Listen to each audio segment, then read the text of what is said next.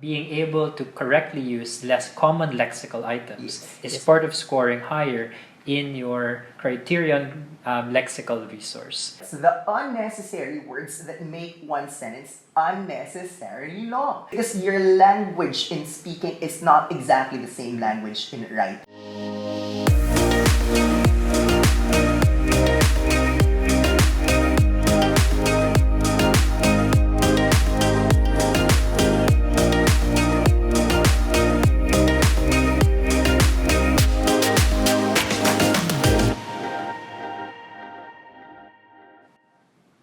Hi guys!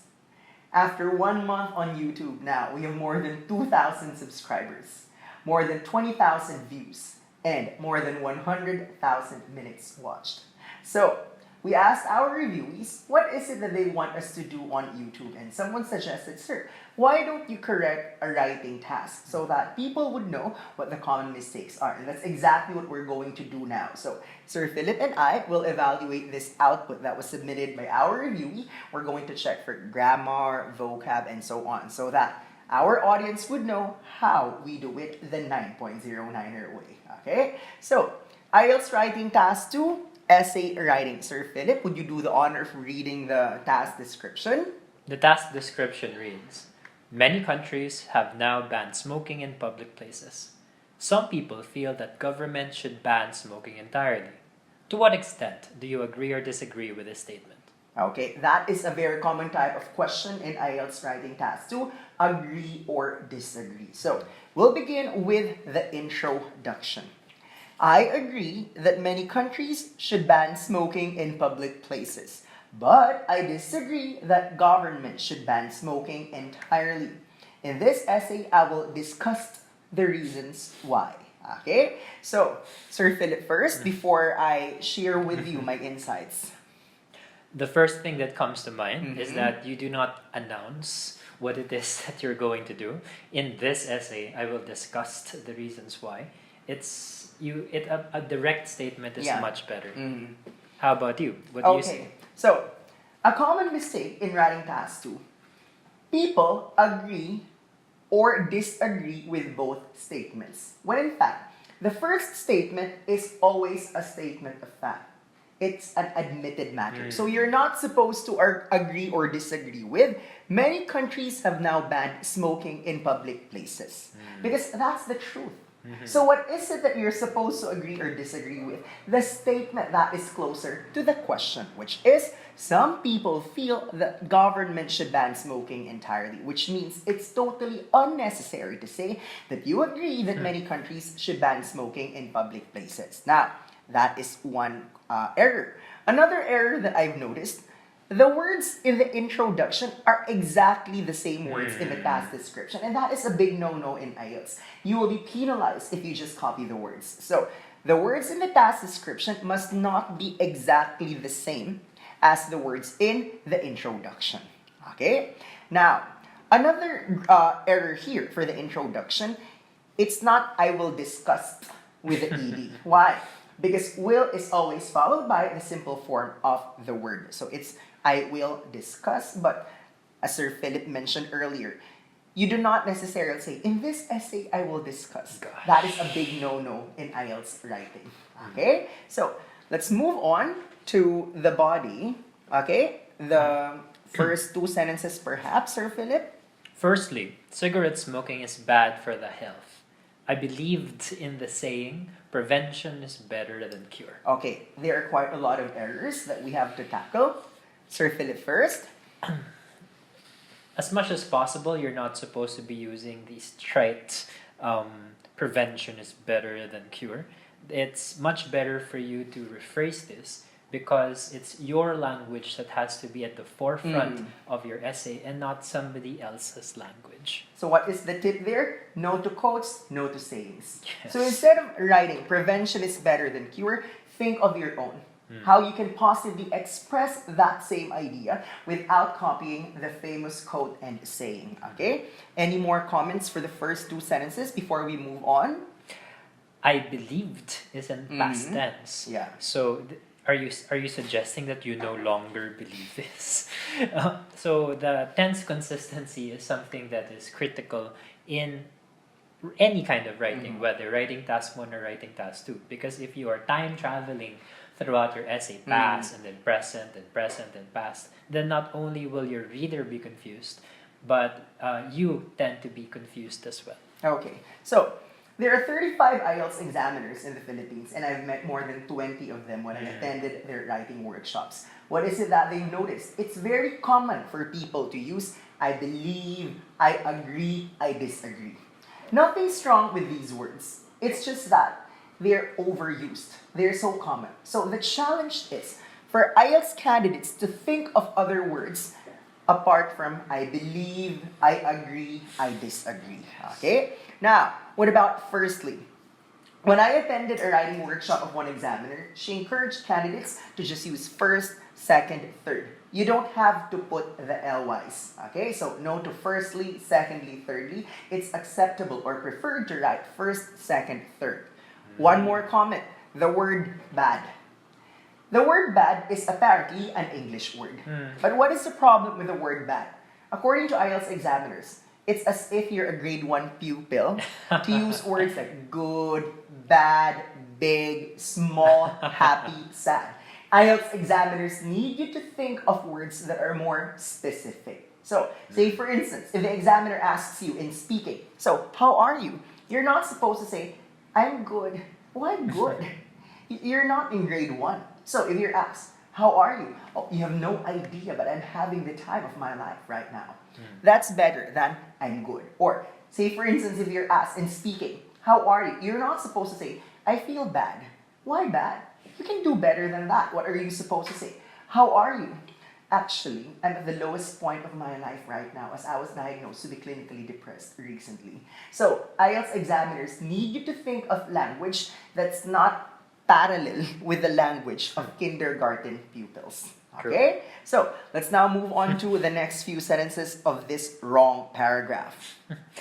Nowadays, it's very costly to go to the hospital with regard to expenses. Okay. Maybe it's better to address the errors for this sentence before we move on to the next one. What about nowadays? Nowadays is one word. You don't chop it up into 3. It's there is, it is, I think what is meant here is it is very costly. A very common mistake between the possessive form of the pronoun, the possessive pronoun, and the contraction it is. Okay. Yeah.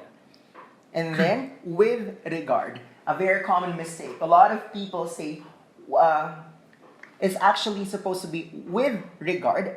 This is correct because a lot of people use with regards. Yeah. Okay, so no to with regards, but it's correct if you say or write with regard without the letter S. Okay?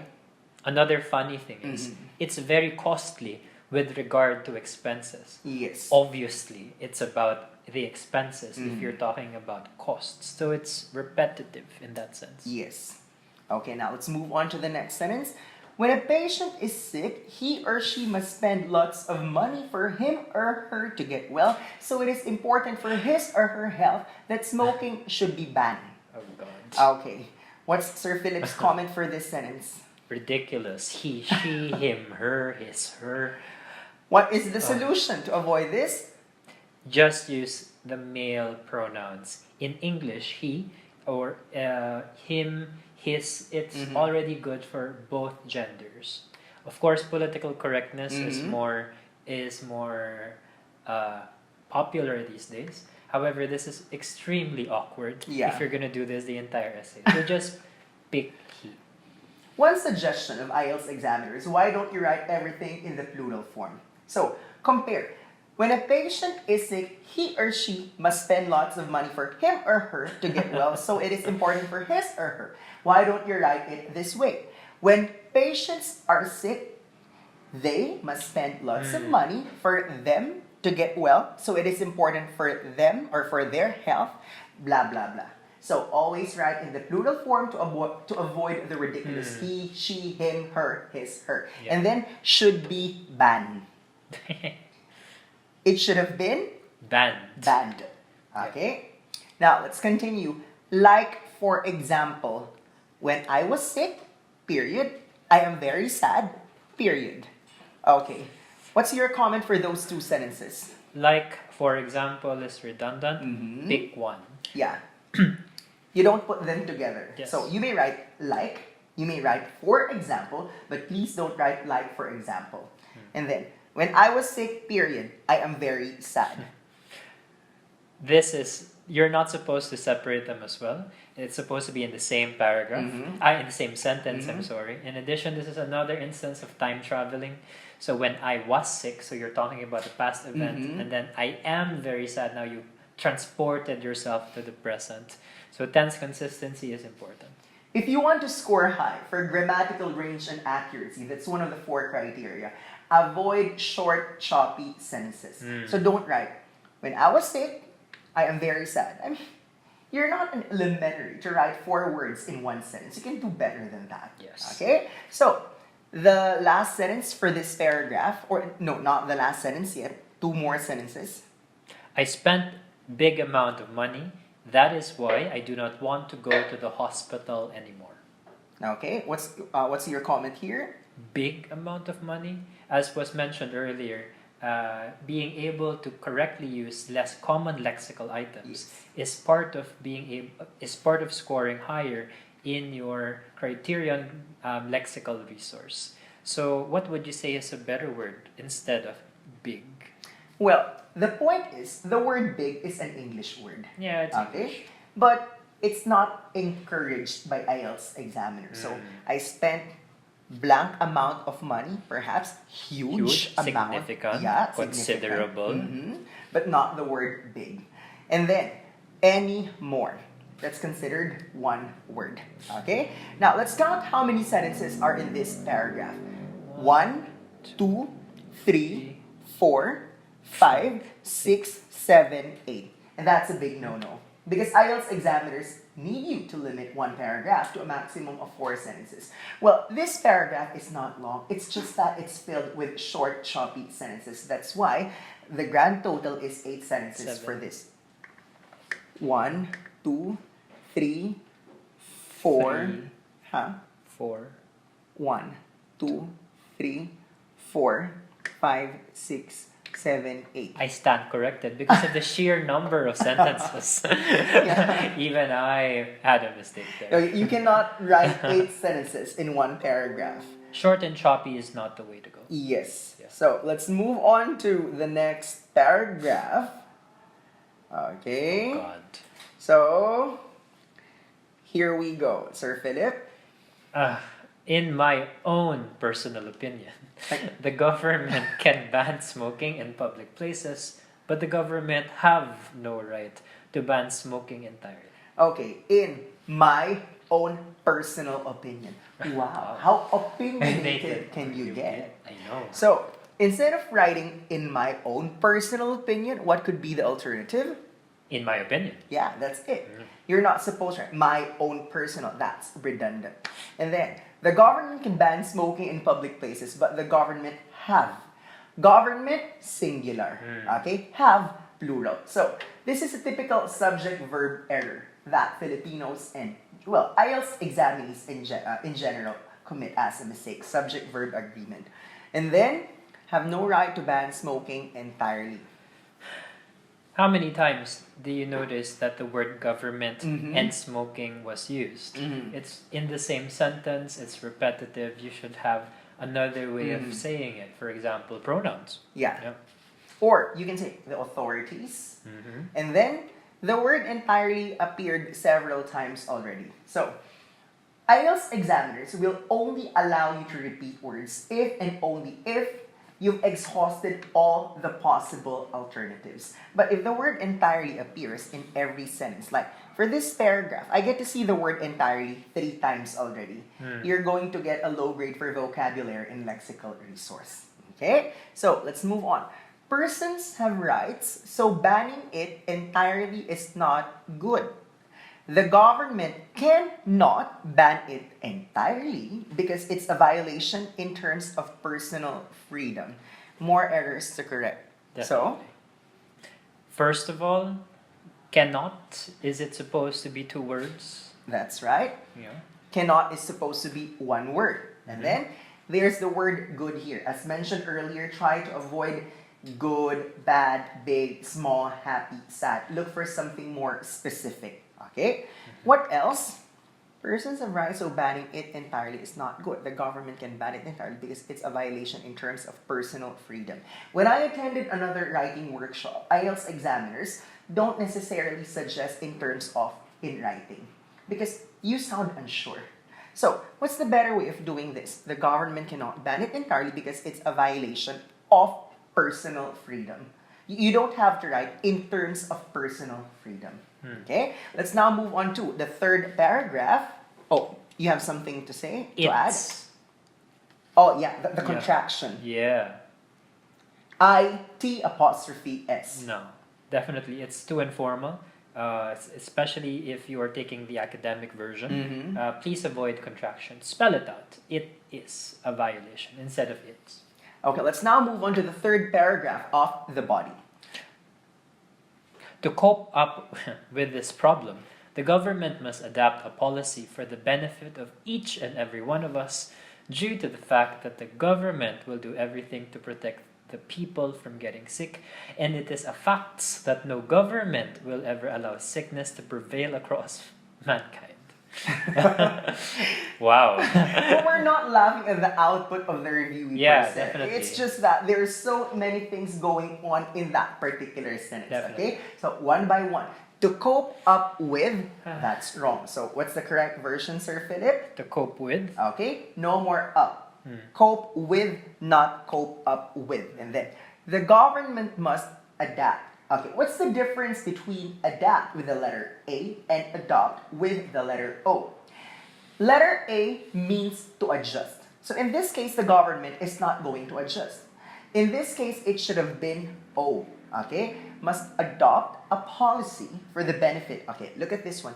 Each and every one of us. It's as if you're in a declamation contest. Okay? That's exactly the reason why there's speaking subtests and there's writing subtests. Because your language in speaking is not exactly the same language in writing. So, please avoid declamatory or oratorical language in the writing subtest. Okay? Due to the fact that we consider this deadwood. And what's deadwood in IELTS? The unnecessary words that make one sentence unnecessarily long. So instead of writing each and every one of us, why not write everyone? Instead of writing due to the fact that, you can write because. So, someone told me, but sir, I'm supposed to reach 250 words. The point is, you're supposed to show your examiner you can reach 250 words, but using the fewest number of words possible to express one idea. So, no to deadwood, the unnecessarily lengthy words. And then, look at this one. The government will do everything to protect the people from getting sick. Okay? Not all. So, avoid motherhood statements in IELTS. It is best if you're going to say majority, most, some, but try to avoid all, nobody, no one, because you're not entirely sure that it is applicable in real life. This is not utopia, ladies and gentlemen. This is reality. And then, a facts. Okay, what's the common error here? Means that what follows is supposed to be singular, but facts here is plural. So it's supposed to be a fact. Okay. So it is a fact that no government will ever allow sickness to prevail across mankind. Wow. Okay, what's your opinion regarding that part of the sentence? That makes me go, thank you, candidate number 2. I mean, it sounds very, as you said, declamatory, oratorical, and it's, definitely it does not belong in this essay. Okay, so let's compare. Going back 2 paragraphs ago, 8 sentences. Short, choppy sentences. Now, if I may read that entire sentence in one breathing, here we go. To cope up with this problem, the government must adapt a policy for the benefit of each and every one of us due to the fact that the government will do everything to protect the people from getting sick. If your examiner is like 80 years old, the examiner would have died already. Why? Because what do we do when we read? We pause when there is a period or there is a comma. In this case, It's like the entire sentence has 50 words already, and that's a run-on sentence. Now, the second sentence of this paragraph. Oh, before that, Okay. how many times was the word government mentioned? I think it's 1, two, 2, 3. 3. Yeah, In just one sentence. God, definitely not. Anyway, going to the second sentence. Uh-huh. Despite of the economic recession, a government must help the health of people as one of the priority. Okay. Despite doesn't have of. Okay. In spite of, 3 words. In spite of, that's correct. Despite, 1 word, no of. So both despite and in spite of are correct, but you're not supposed to write or say despite of. And then, what else for that sentence? Despite of the economic recession. How do you know that there's an economic recession? The task description didn't include this in the situation that was Yes. provided. So it is not generalizable, so should not form part of your argument here in this paragraph. Okay. As one of the priority, a very common mistake in both writing and speaking. A lot of people write or say, one of my favorite, one of my friend, one of my teachers. The reason why it's one of the is because there are plenty of them. So why use a singular noun after one of the? So, a friendly reminder, one of the is always followed by a plural noun. Okay. Oh, and in addition to that, a government must help the health. I don't think you help health. Yes. You help people with their health. No? So perhaps must support the health or must strengthen the health. Address the health concerns. Yes. But you cannot help the health of people. Okay? Definitely. And then for our conclusion. Therefore, I conclude smoking ban in public places is good, but banning it entirely is bad. Okay. The reason why it's called a paragraph is because it's a group of sentences. You don't write one sentence in one paragraph. That's the rule in writing task 2. And then, therefore, I conclude. You sound like a grade 2 pupil writing a conclusion for your science lab experiment. There is a more scholastic way of putting an end to your output without writing, therefore, I conclude. And the very common words, good and bad. The purpose of the conclusion is to put an end to the writing task without copying exactly the same words that appeared in the intro and in the body. But here, we see public places again, we see good again, we see entirely again, and bad again. Now, grand total, 244 words. And that's below the minimum. Because in writing task 2, it should be at least 250 words. So, if we are going to assess this output using the 4 criteria for judging their task response, coherence and cohesion, lexical resource, grammatical range, and accuracy. What grade do you think, Sir Pheelyp, this candidate is going to get for this output in writing? Definitely no higher than a 5, I believe. The sentences were short and choppy. When it comes to grammar, too many grammatical errors, time traveling, way too much. When it comes to lexical resource, repetition, limited vocabulary, good, bad, and things like that. Task response, for example, misinterpretation of the task description. Yes. Coherence and cohesion, the sentences are either too long, too short. The relationship between the ideas were not clarified. Definitely something that could use a lot more work. And then for task response, it's under length, less than the required number of words. Yes. And then, well, you might want to ask, so how do you know that it's 5 when you're not IELTS examiners? Well, the point is, we've been doing this for the longest time. So, we can somehow, or to a certain extent, predict if the candidate is ready or not. And because we've had hundreds, thousands of reviewees since 2006, we are likely to tell the candidate, okay, this is the grade that you're likely to get for this output. So we recommend that you don't apply for the examination yet.